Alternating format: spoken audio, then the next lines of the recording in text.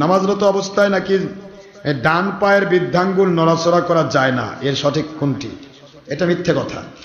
ডান পায়ের বৃদ্ধাঙ্গুল নড়াচড়া করা যায়, এটা একটা মানুষ যদি অসুস্থ হয়, তার পা যদি খাড়া না থাকে, ডান পায়ের বৃদ্ধাঙ্গুলি নড়াচড়া করা যাবে, এটা কোনো মাসলা না। মাসলা হচ্ছে সে দাঁড়িয়ে সঙ্গে সঙ্গে কাতারের মধ্যে যেন কোনো ভাগ না হয়, সে আগে পিছিয়ে যেন না হয়ে যায়, কাতারের মধ্যেই যেন সে থাকে, সেভাবে সে ঠিক করে নেবে।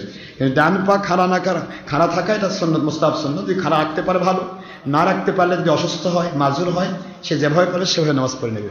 এটা ডান পা নড়াচড়া করা যাবে না এরকম কোনো কথা নেই। তবে সেজদারত অবস্থায় পা, দুই পায়ের যে কোনো এক পা বা দুই পা 3 তসবিহ পরিমাণ খাড়া রাখা যাবে না। সেজদা আছে, পা খাড়া, তাহলে নামাজ বাতিল হয়ে যাবে, এটা মনে থাকতে হবে। পা, হাত, নাক, তারপরে মাথা সব সহ সেজদায় থাকতে হবে, পা খাড়া রাখা যাবে না। কি মনে গেছে? মনে থাকবে তো? অনেকে পা খাড়া করে না, মানে মাটি থেকে হালকা করে ফেলে, তুলে ফেলে, এরকম করা যাবে না। এটা যদি 3 তসবিহ হয়ে যায় তাহলে নামাজ বাতিল হয়ে যাবে।